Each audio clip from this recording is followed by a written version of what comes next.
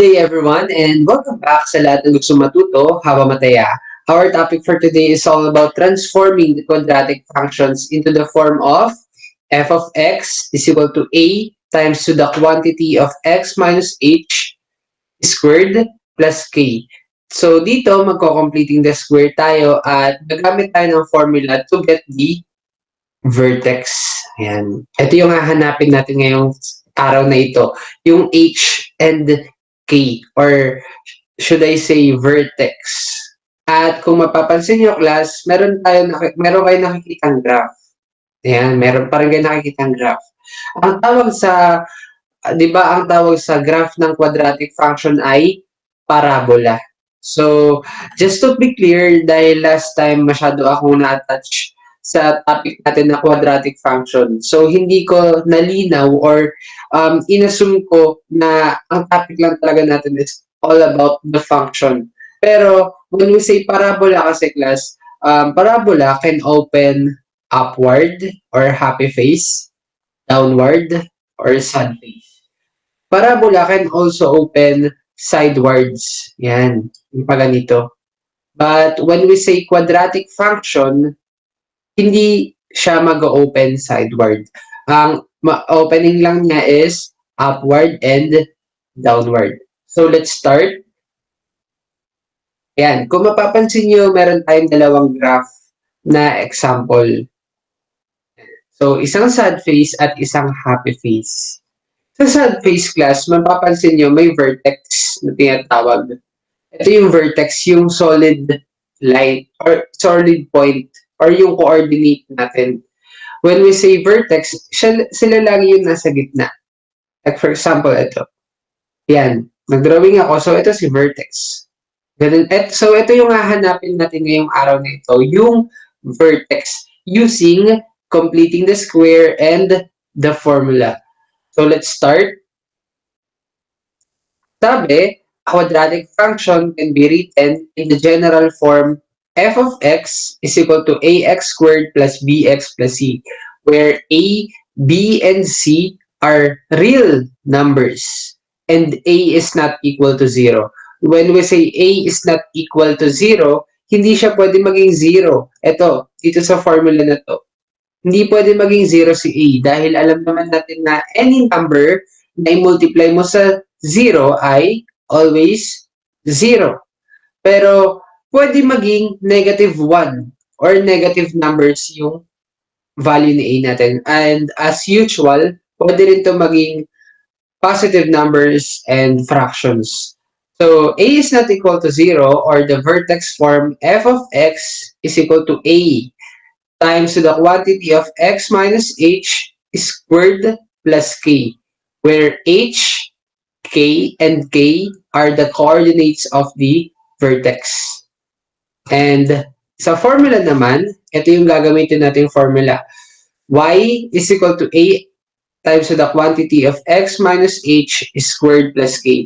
At kung mapapansin nyo, yung formula pala natin is ito. H is equal to negative b over 2a at a is equal to 4ac minus b squared over 4a. Kung maaalala niyo yung quadratic formula, parang ito lang rin yun. Na-derive lang sila dun. Now, going back, kung mapapansin nyo, meron tayong f of x at saka y. Pero same lang naman yung vertex form nila or yung equation na a times to the quantity of x minus h squared plus k. So, ano ba pinagkaiba niyan? Si f of x kasi class, ito. Di ba ito si y, tapos ito si f of x. Si f of x kasi ay, ito lang naman yung new way ng pagsusulat sa y. The only reason or difference muna pala nila is si y yung problem or yung outcome. While si f of x naman yung cause or yung input. Sa madaling salita, sa pagkakaalam ko, the only way lang naman ng dahil meron tayong f of x, like for example, f of x is equal to x plus 3. And assuming our x is going to be 3. So, x is equal to 3. Therefore, ang susulat mo ngayon sa formula is f of 3 equal to 3, 3 plus 3. And therefore, our f of 3 is equal to 6. Ayun lang naman pinag-aiba niyan. At sa GenMath, um, ma magsasawa kayo dyan. Hinapyawan ko lang naman na ang difference between f of x at saka y. Pero same lang sila class. Alright, so review na tayo. Substitution muna tayo. Sa substitution class, maaalala nyo to, sana naaalala pa. Like for example, A is equal to 2, B is equal to 3, and dagdagan na lang natin, C is equal to 4. Yan. So, ang gagawin mo lang dito, sabi, sa number 1, A plus B. Papalitan mo lang yung A ng value ni A. Ano ba yung value ni A natin dito? 2, di ba? So, palitan mo lang tong A dito ng 2. Then, copy the operation plus, ano yung value ni B? 3. So, 2 plus 3 ay 5. Ganun lang yan. Then, next one, A squared plus B squared. 2 squared plus, ano yung value ni B? 3 squared. At sige, himayin natin. 2 times 2 is 4. 3 times 3 is 9. Then copy the operation sa gitna nila. 4 plus 9 is 30. Next one. B over A. Ang basa rin dito class ay B divided by A. Pwede yun. So, B, ano yung B natin? 3 over 2. Ganun lang siya. Pero, medyo pangat ang example natin dito. So, dagdagan pa natin. C over A. Ayan. Sa C over A, ano ba yung value ni C? 4, di ba? Ano naman yung value ni A? 2. So, 4 divided by 2 is, kaya 2 ang sagot natin dyan. Next one, sa factoring tayo. Review lang to ha. So, GCF muna. Ang gagawin natin dito is, sa 4x squared minus 40, get their GCF. Or, yung common factor ng dalawa. Yung constant nila is 4 at saka 40. So, ano ang GCF ng 4 at saka 40? Siyempre, 4. 4 ang GCF nila. Kaya, i-factor out natin si 4. So, 4 times, 4x squared divided by 4 is x squared. Then, copy the operation negative. 40 divided by 4 is 10. Then, close the parenthesis. Ito na yung sagot natin dyan. Plus, kung medyo nabibilisan kayo, lilink down below ko na lang na yung mga kailangan nyo reviewin bago nyo aralin yung mga etong topic natin ngayon. Meron na tayong video para dito. Going back, next, 2x squared plus 8x plus 6. Ang first step, again, is get the GCF ng 2, 8, and 6. Ano ang GCF na itong tatlong to? Ang GCF nila is 2. Kaya factor out na natin si 2.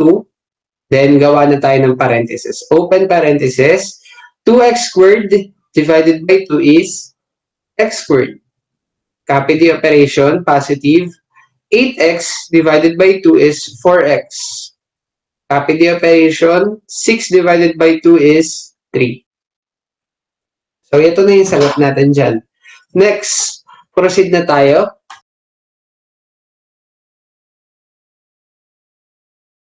Ayan. So, sabi, transform the following quadratic functions into the form of f of x is equal to a times to the quantity of x minus h squared plus k.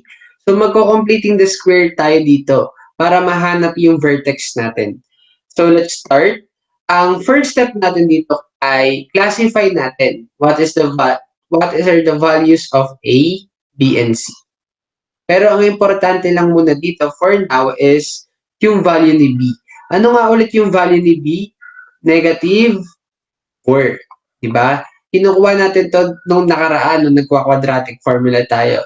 Now, second step ay i-separate natin yung first two terms which is x squared minus 4x.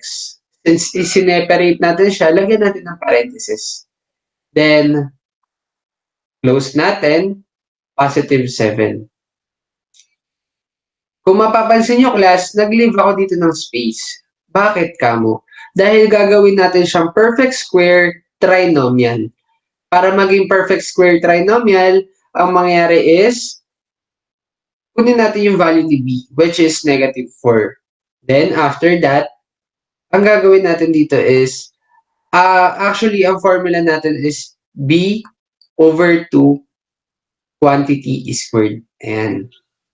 So, hihimayin natin muna for now. Himayin natin. B natin is negative 4 over 2. Ayan. So, squared. B is equal to negative 4 divided by 2 is negative 2. Quantity squared. And after that, B is equal to positive 4. Bakit? Dahil negative times negative is positive, 2 times 2 is 4. Kaya positive 4 ang susulat natin ngayon dito sa case na to. Positive 4. Then after that, syempre, nag-add tayo, mag-subtract din tayo ng negative 4 sa labas. Bakit kamo? Para balance, class. Para pag sinubtract mo, positive 4 minus 4, 0. Dapat balance. Kapag nag-add ka, mag-subtract ka rin sa kabila. Then after that, ano nang gagawin natin? I-express natin yung perfect square trinomial as the square of binomial. So, paano natin gagawin yun ngayon? Ang gagawin natin is, x squared, magiging x na lang. Lagyan natin ng open parenthesis. Yan. Then, after nyan, si negative 4x, di ba? So, copyin natin yung sign niya, which is negative. Si 4, positive 4. Ano ba ang square root of 4? Ang square root of 4 ay 2. X minus 2.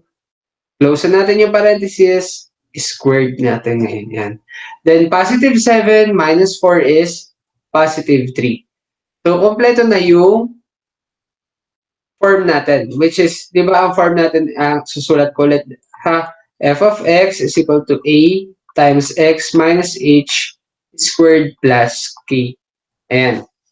Now, ano nga ulit yung x natin, yung h natin dito? Negative 2. Yung k natin, positive 3.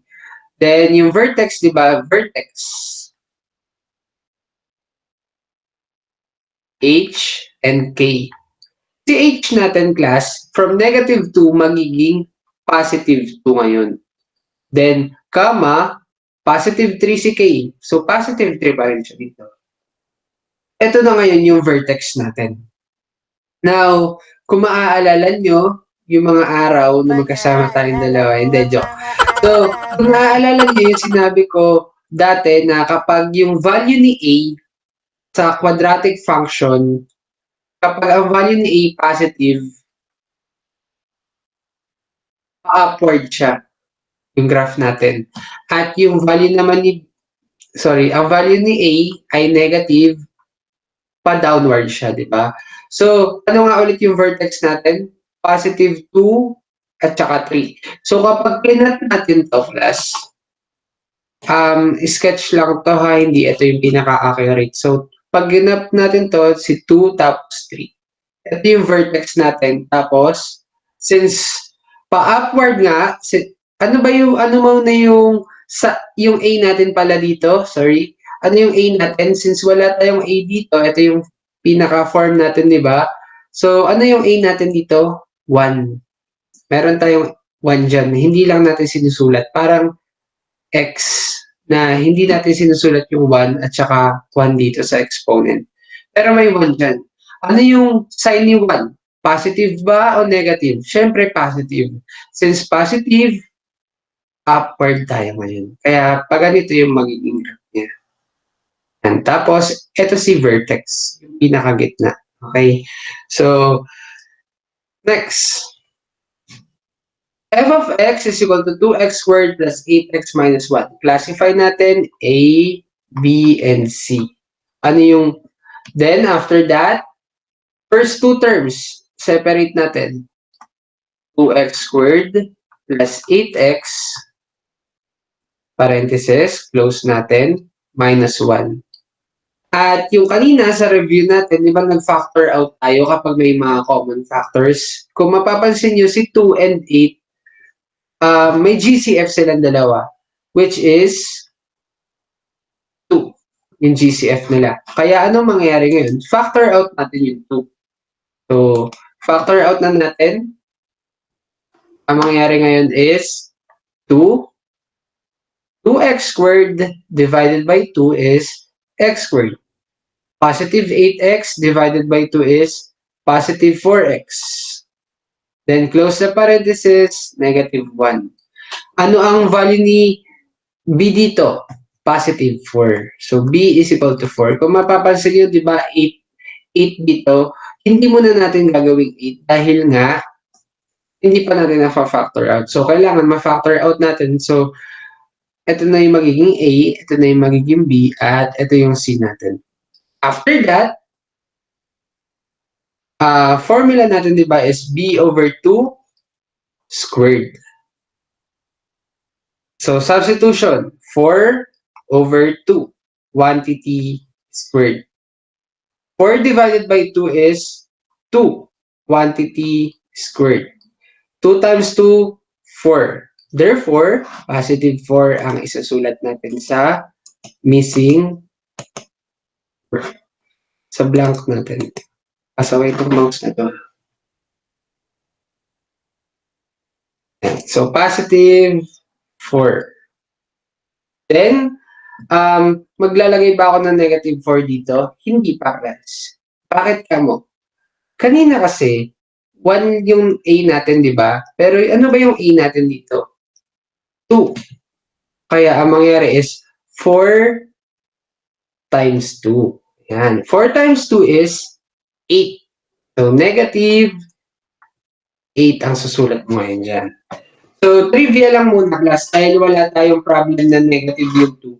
Pero, pag negative yung 2 natin dito, yung A natin, syempre, magiging positive to dahil negative times negative is positive. Pero, in this case, positive yung 2 natin, yung A natin, or yung 2, kaya negative ito. Okay? Yung i-bind lang natin yung sign nila. So, going back,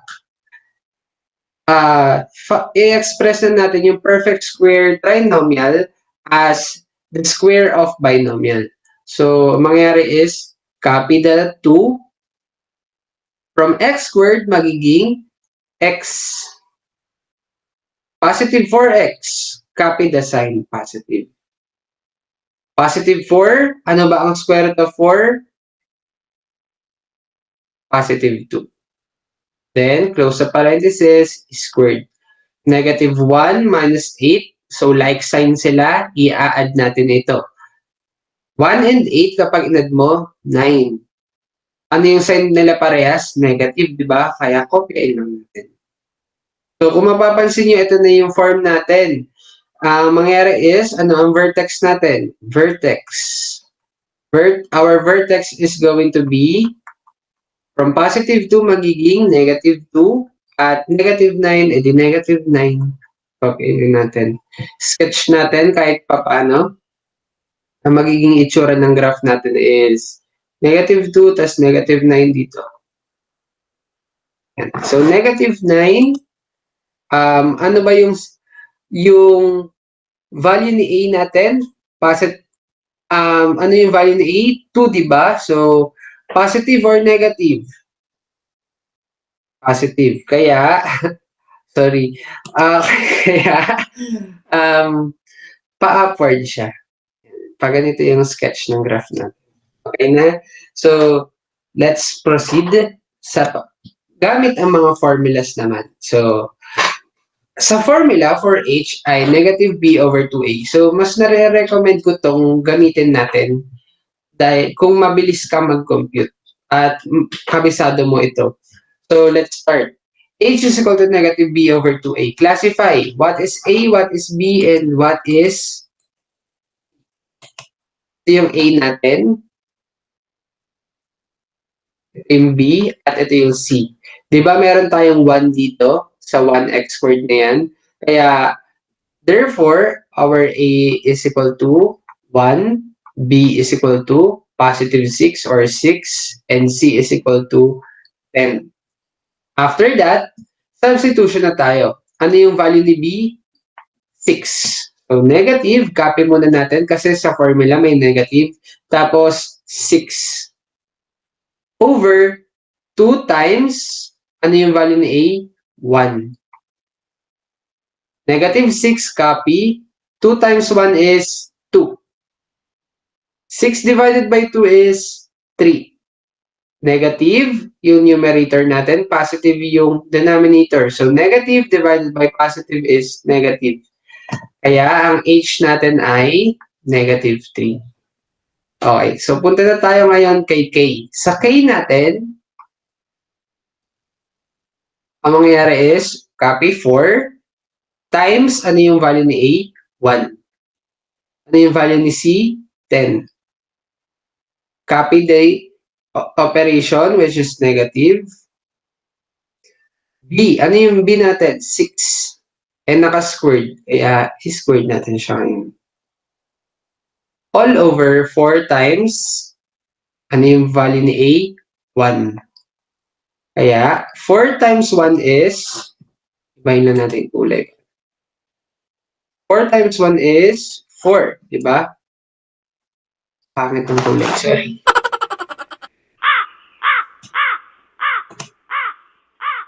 4, ayan. So, 4 times 1, 4. Times 10, 40. Then, copy the operation. Minus 6 times 6, 36. Over 4 times 1 is 4. Kaya, 40 minus 36 ay 4. Copy the denominator, 4.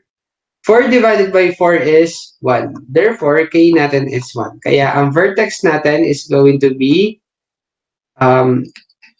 vertex is negative 3, then positive 1. Yan na yung vertex natin. And, next one, 3x squared plus 6x plus 8. First step, classify what is A. A is equal to 3. B is equal to 6. C is equal to 8. Then, substitution sa formula natin. Negative, copyin natin kasi nasa formula yon. Tapos, value ni B, 6. Over 2 times, ano yung A natin? 3. Negative 6, copy. 2 times 3 is 6. 6 divided by 6 is 1. Negative divided by positive is negative. Therefore, ang H natin is negative 1. Punta na tayo kay K. Sa K natin naman, ang gagawin natin is, ganun din. 4 times, ano yung value ni A? 3. Times C, 8. Minus B squared. Ano yung B? 6. Quantity squared. All over 4 times 3. Then after that, 4 times 3 is 12. Times 8, 96. Copy the operation, negative. 6 times 6, 36. All over 12. 96 minus 36 ay 60 over 12. 60 divided by 12 is 5. Therefore, ang value ni ng K natin ay 5. At ang magiging vertex natin ay negative 1, 5. Or negative 1 and 5 ang vertex natin. So, last example. Okay, so last example, yung, kung mapapansin nyo, meron tayong Venn diagram dito. At, yan, nung grade 7 kayo, di ba, tinakil ito? Then, yung blue na to, yung, or violet ba to? Naku, colorblind. Ito, basta blue-violet na lang siguro. Ito yung intersection ng dalawang circle, di ba? Dito sila nagmi-meet. kumbaga. Ngayon, sa color green, ang gagawin natin dito is yung completing the square. Magko-completing the square tayo dito. Pero medyo bibilisan ko na lang to. Completing the ano lang, medyo tamad tayo. Completing the square. So, sa completing the square, gawin na natin ngayon. Di ba? First two terms, x squared plus 6x, then mag-leave tayo ng blank, plus 14. After that, anong gagawin natin? B over 2, quantity squared. Ano yung B natin dito? 6. So, 6 over 2, quantity squared. 6 divided by 2 is 3. 3 times 3 is 9. Kaya, susulat natin dito is positive 9. Ayan, so, kunin na natin yung squared, or i-square na natin siya ng binomial. So, ang mangyari is, x squared magiging x. 6x, yung sign niya, kopyain natin. Square root of 9 is 3. Quantity squared. Then, I forgot, since nag-add tayo ng positive 9, mag-subtract tayo ng positive 9 dito. Positive 14 minus 9 is 5. Therefore, ang vertex natin ay negative 3, then positive 5. Sulat ko nga muna dito, negative 3 and 5. Yan. Dapat, itong orange na circle, negative 3 and 5 din. Let's proceed. Ano yung value ni A? A is equal to 1. B is equal to 6. C is equal to 14. Okay? Ito yan, sa equation natin. Ngayon, input na lang natin, substitute. Negative, copy, 6 over 2 times, ano yung A natin? 1. Negative 6, copy natin, over 2. Negative 6 divided by 2 is negative 3. So, negative 3 ang H natin. Then, ang K natin is 4 times A, ano yung A? 1 times C, 14. Minus B squared, ano yung B natin? 6. Quantity squared. All over 4 times 1. 4 times 1 is, itong numerator, 4 times 1, 4. Times 14, 56. Copy the operation, minus 6 times 6, 36. Over 4 times 1 is 4. Kaya, 56 minus 36 is 20. Over 4. 20 divided by 4 is 5. Yan. So, parehas lang, kumbaga. Ito yung, ang H natin dito is negative 3 at ang K natin is positive 5. Yan, parehas lang. So, nasa sa inyo yan kung paano nyo, kung gustong kunin yung vertex natin. It's up to you. Okay? So, punta na tayo ngayon sa quiz natin. Meron tayong 5 items sa quiz. So, ang mangyayari is, bibilang ako ng 5 seconds, then, ang next slide natin is numbers 4 and 5. Then, paki-post ulit. Okay? 1, 2, 3, 4, 5. Paki-post. Yan. So, bibilang ako ng 5 seconds ulit. Yung next slide natin is yung key to correction natin. Or yung answer key. 1, 2, 3, 4, 5. Yan. So, sa lahat ng mga nakakuha ng 4 pataas, 4 and 5, palakpakan natin ang ating mga sarili. At sa mga 3 naman, pwede na. And sa 2 and below, kaya mo yan. Kawawa ka na. Yun talaga yan.